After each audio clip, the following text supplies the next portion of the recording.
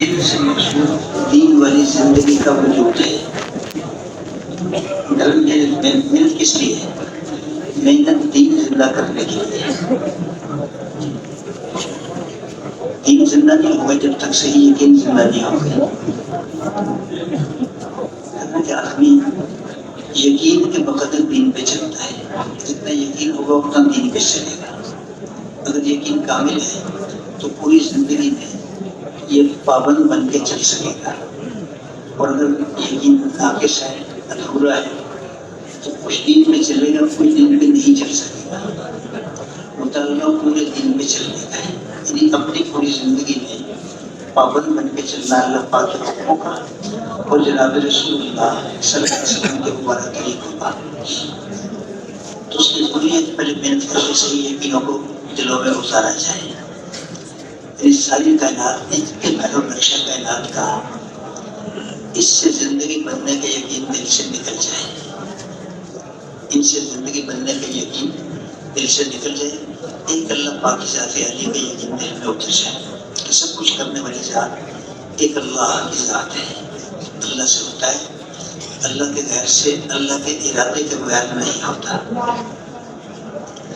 تو آدمی جہاں سے اپنی زندگی کو بننا بگڑنا سمجھتا ہے، وہ آدمی وہی کا ہے، اسے ہی دیکھ کے چلتا ہے، اس کی رعایت کر کے چلتا ہے۔ اگر خدا نخواستہ دل میں یہ بات اتری ہے کہ مال سے زندگی بنے گی، تو پھر یہ بندہ مال کو دیکھ کے چلے گا، اور کو دیکھ کے نہیں چل سکتا۔ جس طریقے سے مال آئے گا اسے دیکھے گا، اس کا تقاضا ہے، اسے پورا کرے گا۔ صبح سے شام تک لگنا پڑے، صبح سے شام تک لگ لے گا۔ راتوں کو جاگنا پڑے، راتوں کو جاگ لے گا۔ اس کی خاطر سفر کرنا پڑے، سفر کر لے گا۔ تو کہ مال سے زندگی بننے کا یقین دل میں اترا ہوا ہے۔ ہر آدمی زندگی بنانا چاہتا ہے، کوئی آدمی اپنی زندگی بگاڑنا نہیں چاہتا۔ تو جس جگہ سے، جس شکل سے زندگی بننے کا یقین ہوگا، اور آدمی اسی کا ہے، اسے ہی دیکھ کے چلے گا۔ مال سے، ملک سے، حکومت سے، عہدے سے، جائیدادوں سے، ڈگریوں سے، تو بہت شکلیں ہیں جس میں آدمی سمجھتے ہیں کہ اگر یہ شکل مل گئی تو بس زندگی بن جائے گی۔ حالانکہ ان سب کو پیدا کرنے والا کون ہے؟ ان سب کا خالق بھی اللہ ہے، اور ان سب کا حقیقی مالک بھی اللہ ہے۔ اللہ تعالیٰ اس بات کو اتنا دہراتے ہیں، اگر ہم تلاوت کرتے ہو تو توجہ کریں تو بعض اوقات ایک صفحے پہ ایک ہی دفعہ اللہ فرماتے ہیں کہ جو کچھ آسمانوں میں ہے، جو کچھ زمینوں میں ہے، سب اللہ کا ہے۔ جو کچھ آسمان کے بیچ میں ہے، جو کچھ زمینوں کے نیچے ہے، یہ سب اللہ کا ہے۔ حقیقی ملکیت اللہ کی ہے۔ ہمارے دعوے جتنی ملکیت کے یہ میرا ہے، میرا ہے، میرا، یہ وقتی دعوے ہیں، مجازی دعوے ہیں۔ آج ہم دعوے کر رہے ہیں، ہم سے پہلے کوئی اور دعوے دار تھا، کچھ دنوں بعد اور آ کے دعویٰ کرے گا کہ میرا ہے۔ اس ساری کائنات کا حقیقی مالک کون ہے؟ اللہ ہے۔ تو یہ ساری چیزیں سے زندگی بننے کے یقین میں ہم پھنسے ہوئے ہیں۔ ان سب کو پیدا بھی اللہ نے کیا، اور یہ سب پہ اللہ کی ملکیت بھی ہے، اور ان سب پہ اللہ ہی کا حکم چلتا ہے۔ ان سب چیزوں پہ اللہ کا حکم چلتا ہے، کوئی چیز اللہ پاک کے حکم سے آزاد نہیں ہے۔ جیسے اللہ چاہتے ہیں استعمال کرتے ہیں، جیسے اللہ چاہتے ہیں استعمال کرتے ہیں، اور اس کائنات میں وہی ہوتا ہے جو اللہ چاہتے ہیں۔ ماشاء اللہ کان وما لم یشاء لم یکن ولا حول ولا قوۃ الا باللہ العلی العظیم۔ جو اللہ چاہتے ہیں وہ ہو جاتا ہے، جو اللہ نہیں چاہتے وہ نہیں ہو سکتا۔ سب اکٹھے ہو جائیں، اولین آخرین، ایک بات کو کرنا چاہیں، اگر اللہ نہ چاہیں تو نہیں کر سکتے، اور اللہ پاک جس چیز کو کرنا چاہیں تو یہ سارے مل کے اللہ کے ارادے میں رکاوٹ نہیں ڈال سکتے، حائل نہیں ہو سکتے، وہ کرے گا۔ ارادہ اللہ کا چلتا ہے، اور ہر چیز اللہ سے امر لے کے چلتی ہے۔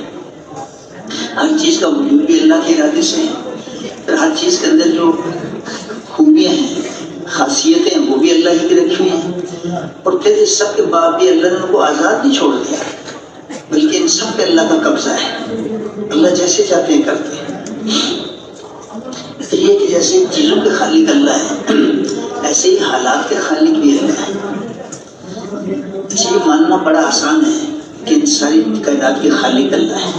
اللہ کہتے ہیں مشرکوں سے پوچھو آسمان کس نے بنائی، زمینیں کس نے بنائی، تو کہیں گے اللہ نے بنائی۔ اس کو تو سب مانتے ہیں، مسلم غیر مسلم سب مانتے ہیں کہ اس کائنات کا خالق اللہ ہے۔ جو آدمی آ کے اٹکتا ہے وہ یہاں اٹکتا ہے کہ حالات کے خالق بھی اللہ ہے، عزت کا حال، ذلت کا حال، کامیابی کا، ناکامی کا، خوشی کا، غم کا، صحت کا، بیماری کا، حتی کہ زندگی اور موت کا حال، ان حالات کے خالق بھی اللہ ہے۔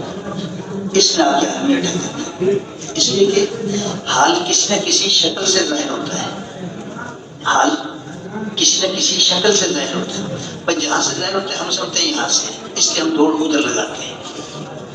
اور مطالبہ کیا ہے، دوڑو کس کی طرف؟ کہ دوڑو اللہ کی طرف۔ اور اللہ کے نبی اسلام نے ہر حال میں اللہ کی طرف دوڑ لگانے سکھائی۔ بولا جاتا ہے نا، اعتراضاً کہا گیا کہ اللہ کی دوڑ مسجد تک، حالانکہ یہ بات کیا ہے کہ نبی اسلام نے ہر حال میں دوڑ مسجد کی لگانی سکھائی۔ گرہن ہوا تو صحابہ فوراً اپنے کام کا چھوڑ کے مسجد نبی میں آ گئے کہ اس موقع پہ نبی اسلام کیا کریں گے۔ لکھا ہے کہ بچے جو مسجد نازی میں مشغول تھے وہ بھی اپنا کھیل چھوڑ کے آ گئے۔ تو نبی اسلام نے نماز پڑھائی اور اتنی لمبی نماز پڑھائی کہ لوگ کش کھا کھا گئے۔ ہر حال میں دوڑ اللہ کی طرف لگانی سکھائی، اس لیے کہ مسئلہ تو اللہ کے حال میں ہے۔ اصل میں آدمی ڈرتا ہے کہ یہ جو اسباب ہے اللہ نے اپنے اور بندے کے درمیان اسباب کا پردہ حائل کر دیا، اور یہ اسباب کا پردہ بطور امتحان کے ہے، اصل نہیں ہے۔ اسباب کے پردے میں کرنے والا کون ہے؟ جب لوگ کھانا کھاتے ہیں بھوک بیٹھتی ہے، اور واقعہ کیا ہے کہ کھانے سے بھوک تو نہیں بیٹھی۔ نبی اسلام کی دعا کیا کہہ رہی ہے جو ہمیں تعلیم دی گئی، الحمدللہ الذی هو اشبعنا وانعم علینا وافضلنا۔ ساری تعریفیں اس اللہ کے لیے جس نے پیٹ بھرا، کھانے سے پیٹ نہیں بھرا بلکہ اللہ نے پیٹ بھرا۔ الحمدللہ الذی کسانی ھذا ورزقنی من غیر حول منی ولا قوت۔ ساری تعریفیں اس اللہ کے لیے جس نے کپڑا پہنایا۔ اس میں اسباب کا پردہ آزمائش ہے، اور اس میں آ کے ہم بھول جاتے ہیں، جس کی وجہ سے وقت کا یقین بگڑا رہتا ہے۔ حضرت مولانا نعمت الحسن صاحب رحمۃ اللہ نے ایک مثال دے کے اس کو سمجھایا کہ اللہ تعالیٰ نے انسان کو حاجت مند پیدا کیا اور حاجتوں کے پورا ہونے کے سامان اس کے چاروں طرف گھیر دیے۔ حاجت پڑنے پہ اسے اس سبب کو اختیار کرنے کا حکم دیا، اس کو اختیار کرنے کا حکم دیا، اور یہ سب کچھ کرنے کے بعد مطالبہ یہ ہے کہ یہ کرو، اس سے نہیں ہوا اللہ سے ہوا۔ اب یہ ہے آزمائش، امتحان۔ جیسے مثال کے طور پہ آدمی کو بھوک لگتی ہے تو بھوک بھی اللہ ہی لگاتے ہیں۔ اچھا بھوک کے دور ہونے کے کتنے سامان پیدا کر دیے، کھانے پینے کی کتنی چیزیں۔ بھوک لگنے پہ کھانے کا حکم دیا۔ اگر ایک آدمی کو بھوک لگی ہو اور وہ کھانا نہ کھائے، حالانکہ وہ کھا سکتا تھا، 2-4 دن اگر بھوکا رہ کے مر گیا تو اللہ کے ہاں مجرم ہے، اس نے خودکشی کی، مجرم ہے، اسے کھانا کیوں نہیں کھایا؟ جبکہ اللہ کہہ رہے کلوا واشربوا، کھاؤ۔ کہ کھانے پینے کا حکم کس لیے ہے؟ بھوک لگنے بھی کھانے کا حکم ہے، پیاس لگنے بھی پینے کا حکم ہے۔ بھوک لگائی، بھوک کے دور ہونے کے سامان پیدا کیے، اور بھوک لگنے پہ کھانے کا حکم دیا، اور اس کے بعد کیا کہہ رہے ہیں کہ کیا کہو، اس سے نہیں ہوا اللہ سے ہوا۔ کھانے کے بعد کیا دعا پڑھتے ہیں، الحمدللہ الذی اطعمنا وسقانا وجعلنا مسلمین۔ یعنی ظاہری طور پہ تو نظر کیا آ رہا ہے کہ آدمی نے ایک پیسہ کمایا، کھانے کی چیزیں لے کے گھر آیا، بیوی نے کھانا پکایا، سب نے بیٹھ کے کھایا، اس راستے سے ملنا نظر آ رہا ہے۔ اور اللہ کے نبی کیا تعلیم دے رہے ہیں، کیا کہو، ساری تعریفیں اس اللہ کے لیے جس نے کھلایا، جس نے پلایا۔ یہ ہے آزمائش۔ اس لیے ہمیں تو محنت کرنا ہے، ان سب چیزوں سے نکلنا ہے، ان سب چیزوں سے نکلنا ہے۔ اور اس سب نکلنے کا مطلب کیا ہے کہ ان سب چیزوں کا یقین دلوں سے نکالنا ہے۔ ان سب شکلوں کا یقین دلوں سے نکال کر اس بات کا یقین دل میں پیدا کرنا ہے کہ سب کچھ کرنے والی ذات ایک اللہ کی ذات ہے، اللہ سے ہوتا ہے، اللہ کے غیر سے، اللہ کے ارادے کے بغیر نہیں ہوتا۔ جتنا یقین پکا ہوتا جائے گا اتنا ہم دین پہ پکے ہوتے جائیں گے۔ اب اس میں ایک موارتہ لگتا ہے کہ آدمی عبادت کے حصے کے دین پہ آتا ہے تو یوں سمجھتا ہے کہ میں دیندار بن گیا۔ لوگ بھی کہتے ہیں کہ بڑا نمازی پرہیزگار ہے، حالانکہ دین تو 24 گھنٹے کی زندگی کا نام ہے، اس میں تو سب چیزیں آئیں گی، اس میں عبادت بھی آئے گی، اور کوئی شک نہیں کہ عقائد کے بعد سب سے بڑا درجہ عبادت کا ہے، لیکن اس پہ آگے بات ختم نہیں ہوگی۔ عبادت ایک بہت بڑا شعبہ ہے لیکن کل دین نہیں ہے۔ عبادت سے کمانا بھی ہے، خرچ کرنا بھی ہے، گھر کی زندگی بھی ہے، معاشرت ہے، معاملات ہیں، اخلاق ہے، وہی وہ تو 24 گھنٹے کی زندگی سارا مل کے دین بنتا ہے۔ عبادت میں سے اگر ہم غور کریں تو روزے تو آئیں گے سال کے بعد، زکوٰۃ آئے گی سال کے بعد، صاحب نصاب پہ سب پہ نہیں، حج زندگی بھر میں فرض ہونے کے اعتبار سے ایک دفعہ ہے، تو روز کی چیز تو نماز ہے۔ اب نماز میں کتنا وقت لگتا ہے؟ 5 نمازوں میں 1.5-2 گھنٹے لگ جائیں گے۔ تو جو پکا نمازی ہے وہ نماز کی وجہ سے 2 گھنٹے کا دیندار تو ہے، 24 گھنٹے کا دیندار تو نہیں ہے۔ مطالبہ 24 گھنٹے دینداری کرے، 24 گھنٹے دینداری کرے۔ اس لیے ہمیں محنت کرنا، ایک مضبوط یقین حاصل کرنا پڑے گا جو کمائی کے نقشے میں بھی ہمارا ساتھ دے سکے۔ اس لیے کہ کمائی کے نقشے میں تو بڑے امتحان آتے ہیں، بعض اوقات حکم پورا کرنے پہ ممکن بہت بڑا نفع چھوڑنا پڑ جائے، یہ بعض اوقات ایسا بھی کوئی نقصان برداشت کرنا پڑ جائے۔ یہ کون کر سکے گا؟ سچی بات ہے وہی کر سکے گا جس کے دل میں اترا ہو کہ مال سے زندگی نہیں بنتی، مال سے زندگی اللہ پاک کے بنانے سے بنتی ہے اور حکم پورا کرنے پہ بنتی ہے۔ وہ تو جم سکے گا، ورنہ نہیں جم سکے، گول گول کر کے لے لے گا کہ یہ تو آج پھر دیکھا جائے گا۔ اور شیطان بھی سبق پڑھاتا ہے، پھر 2-4 تسبیح استغفار کے اور پڑھ لیں گے۔ ابھی تو مفتی اعظم سے پوچھنے کی چیز ہے کہ کمائی کی خرابی استغفار کی تسبیح پڑھنے سے ٹھیک ہو جائے گی؟ ایسی معاشرتی زندگی میں ایسے معاملے آ جاتے ہیں کہ اگر حکم پہ جمے تو برادری، قبیلہ، خاندان ناراض ہوتا ہے، انہیں راضی کرنے تو حکم ٹوٹتا ہے، تو کون جمے گا کہ برادری کی مخالفت دینی پڑ جائے، قبیلے کی، خاندان والوں کی مخالفت کون لے سکے گا؟ تو وہی لے سکے گا جس کے دل میں واقعی یقین کے درجے میں بات ہو رہی ہے کہ اصل معاملہ اللہ کے ہاتھ میں ہے، اللہ کے ہاتھ میں ہے۔ محترم بزرگوں دوستوں، تو کیا فرمایا کہ یقینوں کو درست کرنا، صحیح یقینوں کو زندہ کرنا، اس کے بغیر دین زندہ نہیں ہو سکتا، اس کے بغیر دین زندہ نہیں ہو سکتا۔ کہ ساری مخلوق سے یقین ہٹ کر اللہ پاک کی ذات پہ آ جائے، اور جو کچھ دنیا میں پھیلا ہوا ہے اس سے زندگی بننے کا یقین نکل کر ہمارے محمد صلی اللہ علیہ وسلم پہ یقین آ جائے کہ اللہ زندگی بنائیں گے، حضور والے اعمال پہ بنائیں گے، حضور والے اعمال پہ بنائیں گے۔ تو ایک تو یہ کہ صحیح یقینوں کو زندہ کرنا، اس کی محنت کرنی پڑے گی۔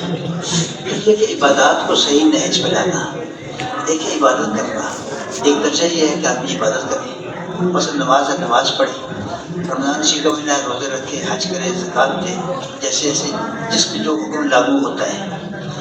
ایک درجہ ہے کہ اس حکم کو کرنا، عبادت کرنا۔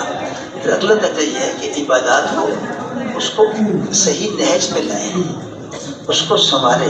تب نماز ہے، نماز کو اس لیے ہمارے بیان کیا جاتا ہے کہ روزانہ کی چیز نماز ہے، باقی چیزیں روزانہ کی نہیں ہے۔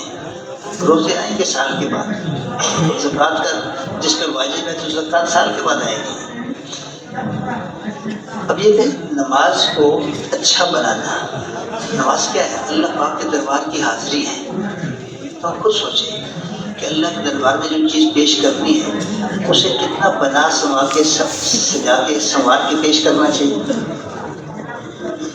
آپ کی دعاؤں میں ہے نا، اللہ اعینی علی ذکری کا و شکری کا وہ حسن عبادت ہے، حسن عبادت ہے۔ یہ تو دعا کی تعلیم دی گئی، ہم اللہ سے دعا کریں کہ اللہ ہمیں عبادت کو اچھا سنوار کے پیش کرنے کی توفیق عطا فرمائے۔ تو نمازوں پہ محنت ہے، محنت کر کے ہر روز 6 نمبر محنت کے نمبر ہیں. یہ بیان کرنے کے لیے 6 نمبر نہیں ہے. 6 نمبر محنت کا نمبر ہے کہ محنت کر کے ہر روز ہر نمبر میں ترقی کی جائے. ہر روز محنت کر کے ہر نمبر میں ترقی کی جائے. یقین میں روزانہ ترقی کرنا. نماز کے خوشو خضو میں، دھیان میں، نماز کو اچھا بنانے میں ہر روز ترقی کر رہا. اس لیے کہ اگر نماز بن گئی تو اللہ نے تاثیر رکھی ہے نماز میں کہ اس کا اثر ساری زندگی میں پڑتا ہے. سچ بات ہے، اگر کلمہ بن گیا، نماز بن گئی، زندگی بن جائے گی. زندگی بن جائے گی. آتا ہے کہ قیامت میں سب سے پہلے نماز کا حساب ہوگا. جس کی نماز اچھی اور پوری نکل گئی اس کے باقی اعمال بھی پورے اتریں گے، اور جس کی نماز خراب نکلی اس کے باقی اعمال بھی خراب نکلے. ابھی بے نمازی کو نہیں کریں، بے نمازی کو نہیں کریں، نمازی کو کریں. نماز بنی تو زندگی بنے گی، نماز بگڑی زندگی بگڑے گی، زندگی بگڑے گی. یہ کہتا ہے نا کہ ایک آدمی 60 برس تک نماز پڑھتا ہے، ایک نماز بھی قبول نہیں ہوتی. کبھی رکوع ٹھیک نہیں کرتا، کبھی سجدہ ٹھیک نہیں کرتا. نماز کے ظاہر کو بھی بنانا ہے اور نماز کے باطن کو بھی بنانا ہے. یعنی اس یقین کر کے نماز کو لانا ہے کہ اس نماز پہ اللہ میری دنیا آخرت کے سارے مسئلے حل فرمائیں گے. تو نماز سے پہلے آزان ہے. آزان مؤذن کی بات ہے، وہ تو اللہ کی طرف سے دعوت دے رہا ہے. اللہ کا ہر کارا اللہ کی طرف سے دعوت دے رہے ہیں، اور اللہ کی طرف سے کیا اعلان ہو رہا ہے؟ حی علی الصلاۃ، حی علی الفلاح. اور نماز کی طرف اور کامیابی کی طرف. جیسے علماء فرماتے ہیں کامیابی کے لیے فوز بھی بولا جاتا ہے، عربی میں فلاح بھی بولا جاتا ہے. فوز کہتے ہیں آخرت کی کامیابی کو، اور فلاح کہتے ہیں آخرت اور دنیا دونوں جہانوں کی کامیابی کو. اللہ پاک تو بلا رہے ہیں کہ اس وقت سب کچھ کو چھوڑ کے نماز کے لیے آ جاؤ، اس پہ میں تمہیں فلاح دوں گا، دنیا آخرت دونوں جہانوں کی کامیابی دوں گا. اب ہم سوچیں کبھی نماز کے آتے ہمارے اندر یہ وجدان میں بات ہے کہ میں ایسی جگہ جا رہا ہوں جہاں جا کے 15-20 منٹ ایک خاص طریقے پر اپنے کو استعمال کروں گا، اس پہ اللہ میری دنیا آخرت دونوں جہانوں کے مسئلے حل فرمائیں گے. جبکہ ایک دکان، دفتر، زمین پہ جانے والا اس کے اندر وجدان میں یہ بات ہے کہ میں ایسی جگہ جا رہا ہوں جہاں جا کے 7-8 گھنٹے کام کروں گا، اس پہ میری اور میرے گھروں کی ساری زندگی کا نظام چلے گا. ہمیں تو اپنی نمازوں کو اس یقین پہ لانا ہے. نماز کا بننے کا مطلب کیا ہے؟ اس پہ دنیا آخرت سارے کے سارے مسائل کا حل ہونے کا یقین اس پہ ہے. یعنی کبھی ہم نے اس انداز سے محنت کی نماز پہ، کبھی اگر نماز بن گئی تو میرے تو سارے مسئلے حل ہو جائیں گے. جیسے مال سے زندگی بننے کے یقین والا شخص سارا دن کھپتا ہے اپنے کاروبار میں، اپنی کمائی کی جگہ میں، مشقت برداشت کرتا ہے. کیوں؟ اسے پتہ ہے کہ اس سے میری زندگی کے مسئلے حل ہو گئے سارے، اس لیے کھپتا ہے. اور ہم کبھی نماز بنانے کے لیے اپنے آپ کو مشقت میں ڈالا ہے. محترم دوستوں، ہمیں اپنی عبادات کو صحیح نہج پہ لانا ہے، اور پھر نبی علیہ السلام والے اخلاق کی مشق کرنا. اللہ تعالیٰ نے نبی علیہ السلام کو عظیم اخلاق پہ پیدا فرمایا. اس کائنات میں سب سے اونچے اخلاق والے اللہ نے کس کو بنایا؟ جناب رسول اللہ صلی اللہ علیہ وسلم. آپ خود اچھے اخلاق والے، بلند اخلاق والے، اور آپ نے انہی اخلاق کی تعلیم دی امت کو بھی اس پہ لانے کی دعوت دی. مجمع گزرا ہے جو واقعی میں ان اخلاق والا تھا کہ خود بھوکا ہے اور دوسروں کی بھوک کی فکر چل رہی ہے، دوسروں کی جان بچانے کے لیے اپنی جان کو قربان کر رہے ہیں. تو یہ سارے واقعات ہیں صحابہ کے. ان اخلاق کو زندہ کرنا، ان اخلاق کو زندہ کرنا. اور اخلاق تقریر کی چیز نہیں ہے، عملی برتاوا ہے، عملی برتاوا ہے.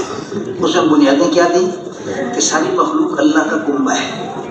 اللہ کو وہ آدمی بہت اچھا لگتا ہے جو اللہ پاک کے کنبے کے ساتھ اچھا برتاؤ کرتا ہے. اللہ کا کنبہ سمجھ کے ان سے اچھا برتاؤ کرنا. ہمیں ہم جانتے نہیں اس کو، کوئی پہچان نہیں، کوئی رشتہ نہیں، کوئی اتنا پتہ ہے مسلمان ہے. کہتا ہے اللہ کی محبت کے بعد مسلمان کی محبت بہت مضبوط عمل ہے، بہت مضبوط عمل ہے. مسلمان کی مسلمان ہونے کی وجہ سے قدر کرنا، احترام کرنا، اس کا اکرام کرنا، کیوں مسلمان ہے. حضرت مجدد الثانی رحمۃ اللہ فرماتے ہیں کہ کسی کافر فرنگی کو بھی حقیر نہ سمجھو، کسی کافر فرنگی کو بھی حقیر نہ سمجھو. اس لیے کہ مرنے سے پہلے اس کے اسلام لانے کا امکان موجود ہے. غور فرمائے اس بات. مرنے سے پہلے اس کے اسلام لانے کا امکان موجود ہے، اور کوئی مسلمان اپنے اسلام پہ اترائے نہیں کہ مرنے سے پہلے کفر کا اندیشہ ہے. مسلمان تو اللہ کا بڑا قیمتی ہے. ہم اس کو دیکھیں یہ کون ہے؟ اللہ کا بندہ مسلمان ہے جس کی قدر کرنے کی مجھے حکم دیا گیا. پھر اس بات کو تو ہم سب بیان کرتے ہیں نا کہ جب تک ایک شخص ایسا دنیا میں باقی ہے جو اللہ اللہ کہہ رہے ہیں، کلمہ بھی اسے پورا نہیں آتا، جب تک وہ باقی ہے اللہ سارے نظام کائنات کو باقی رکھے. اور جب وہ بھی اٹھ گیا تو اس سارے نظام کو لپیٹ دیں گے. ایسی ہے. ہم غور کریں، وہ ذرہ ایمان والا جس کے پلے میں چلے کہ کچھ نہیں، ایک اللہ کا لفظ اس کے پاس باقی ہے، باقی سے کچھ پتہ نہیں، نہ اس کے علم ہے نہ عمل میں ہے. اس کی بھی اللہ کا اتنی قدر ہے کہ اس ایک ذرہ ایمان والے سے سارا نظام کائنات باقی رکھیں گے، چلاتے رہیں گے، اور جب وہ ختم ہوا تو لپیٹ دیں گے. تو جس ذرہ ایمان والے کی اللہ اتنی قدر کر رہے ہیں تو کیا خیال ہے ہم نہ کریں؟ جی ہم اس کی قدر نہ کریں.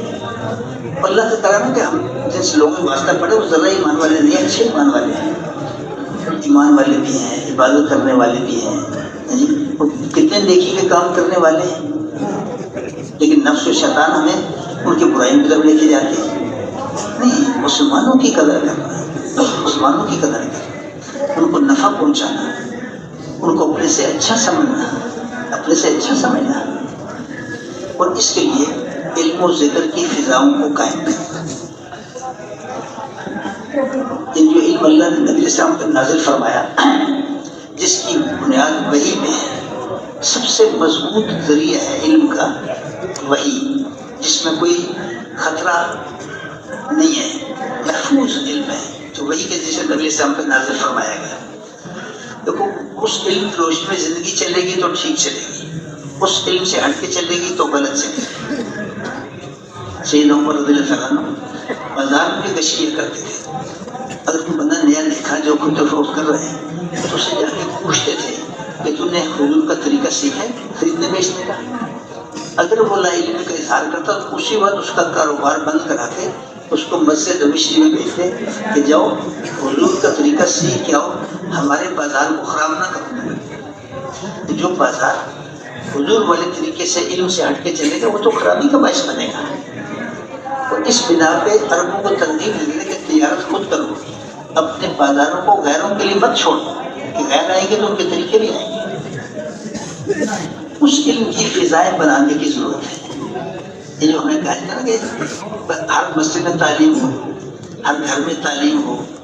یہ بازاروں میں تعلیمیں ہوتی ہیں، کوئی 10-15 دکاندار صبح کاروبار شروع کرے اس سے پہلے بیٹھ کے فضائل کی تعلیم کر لیں. دفاتر وہ جو بیچ میں وقفہ آتا ہے دوپہر کے وقت کہ نماز پڑھتے ہیں تو اس کے ساتھ 5-7-10 منٹ جتنی گنجائش ہو اس فضائل کی تعلیم کر لیں ثواب کی نیت سے. ٹھیک ہے، اس علم کی فضا بنانے کی ضرورت ہے. تو جو چیز فضا میں آ جائے اس کا عمل آسان ہو جاتا ہے، جو چیز فضا میں نہ ہو اس کا عمل مشکل ہوا کرتا ہے. تو ہمیں اس علم کی فضائیں بنانی ہیں، فضائیں بنانی ہیں. ایسے ہی اللہ کی یاد کی فضائیں بنانا. تو یاد کرنے کے قابل اور یاد رکھنے کے قابل تو اللہ ہی کی ذات ہے جو ساری خوبیوں کا مرکز ہے، ہر عیب سے ہر کمی سے پاک ہے. وہ ایسی ذات ہے جس میں کوئی کمی نہیں ہے اور خوبیاں اس میں ساری ہیں. تو کیا ہے، جب کمی اس میں کوئی نہیں، خوبیاں اس میں ساری ہیں، تو کیا ہمیں اسی سے جی نہیں لگانا چاہیے، اسی سے محبت نہیں کرنا چاہیے، اسی کا کہا نہیں ماننا چاہیے. اور جب وہ سب سے بڑا ہے، سب سے بڑا ہے، اس سے بڑا کوئی نہیں، سب سے بڑا ہے. تو مزے لے لے کے اللہ کا ذکر کرنا، اللہ کی یاد کرنا، اور ایسے انداز سے استعمال کرنا کہ ساری دنیا میں اللہ کی یاد زندہ ہو جائے. دیکھو ہم آپ امتی ہیں جناب رسول اللہ صلی اللہ علیہ وسلم کے. اس امت کو تو خاص طور پہ ایک عنوان پہ اٹھایا گیا ہے. نبی علیہ السلام کی بعثت دوہری بعثت ہے. آپ بھی مبعوث ہیں اور آپ کی امت بھی مبعوث ہے. جس مقصد کے لیے اللہ تعالیٰ شاہ نے جناب رسول اللہ صلی اللہ علیہ وسلم کو دنیا میں بھیجا اسی مقصد کے لیے اس پوری امت کو بطور امت بھیجا ہے. اور حضور کا مقصد بعثت کیا تھا؟ کہ ساری دنیا میں سارا دین زندہ ہو، ساری دنیا میں سارا دین زندہ ہو. تو آپ کی نیابت میں ہمارے آپ پر امت کا ذمہ بھی یہی ہے کہ ہم ایسی محنت کریں کہ ساری دنیا میں سارا دین زندہ ہو. ہمیں تو دنیا میں اس کے لیے نکالا گیا ہے. اب ہم سوچیں اپنے اپنے طور پہ کہ آج ہم کہاں پھنس کے رہے گے. یعنی باتیں کرنے کی کہ چھوٹی دکان سے بڑی دکان ہو جائے، چھوٹے عہدے سے بڑا عہدہ ہو جائے، چھوٹے نقشے سے بڑا نقشہ بن جائے، اور یہ کر کرا کے ہم دنیا سے چلے گئے. کہاں ایک خاندان کو دیکھ کے چلنا ہے کہ میں اور میرے بچے جو چند 2 4 6 افراد کا گھرانہ ہے، اس کی مرنے سے پہلے کی زندگی اچھی گزر جائے. کیا اس کے علاوہ کوئی بات ہے سامنے کسی کی؟ ہر محنت کرنے والا محنت کس کے لیے کر رہے ہیں؟ یہ چھوٹا سا میرا گھر ہے جس میں 2 4 6 بچے ہیں، بھائی یہ مرنے سے پہلے کی جو ان کی جسم کی ضرورتیں ہیں وہ اچھے طریقے سے پوری ہوتی ہیں. اس کے علاوہ کسی طرح کی بات ہے؟ اس پہ جانے کھپا کھپا کے دنیا سے جاتے ہیں. اللہ نے ہمیں تو حضور والے مقصد کے لیے دنیا میں بھیجا ہے. ہم ایسی محنت کریں ساری دنیا کے انسان جہنم سے بچ جائیں، اللہ کی ناراضگی سے بچ جائیں، اور اللہ کی رضامندی والی زندگی کو اختیار کر کے اللہ پاک کی ذات علی سے دنیا میں نفع اٹھانے والے بن جائیں. ہمیں تو اللہ نے اس کے لیے بھیجا ہے. یہ تبلیغ کی محنت کیا ہے کہ امت اس پہ آ جائے. جس مقصد پہ نبی علیہ السلام جس سطح پہ امت کو چھوڑ کے گئے، پھر دوبارہ امت اس سطح پہ آ جائے. جو حضرت میں اکثر فرماتے ہیں کہ امت بنا رہے ہیں، امت بنا رہے ہیں، تو خدا نہ خاصہ کوئی نئی امت تھوڑی بنا رہے ہیں، بلکہ نبی علیہ السلام امت کو جیسے بنا کے جس سطح پہ چھوڑ کے گئے تھے وہ امت دوبارہ اس انداز کی بن جائے، اس سطح پہ آ جائے. تبلیغ کی محنت اس لیے چلا 4 مہینے 60 سال یہ تو وقتی تشکیل ہے، گزر جائے گی، ختم ہو جائے گی. یہ اتنا لمبا مسئلہ نہیں ہے. نکلنا اس کے لیے نہیں ہے کہ ہم چلہ گزار لیں کہ ہم چونکہ تبلیغی ہو گئے 4 مہینے لگ کے اب چلہ لگانا چاہیے. یہ کوئی بنیاد نہیں ہے. اللہ نے ہمیں ذمہ داری دی ہے، اس ذمہ داری کا تقاضا کہ ہم اللہ کے راستے میں نکلیں، اپنے ملک میں نکلیں، باہر ملکوں میں نکلیں، جہاں تک اللہ توفیق دے دنیا کے آخری کناروں پہ نیت کے ساتھ ہم چلیں. ہمیں اللہ نے اس کے لیے نکالا ہے. اس لیے کہ وقت کی قید صحابہ کا تو وقت کی قید نہیں تھی. ایک تقاضے کے لیے بھیجا جاتا تھا، جب پورا ہو جائے واپس آتے تھے.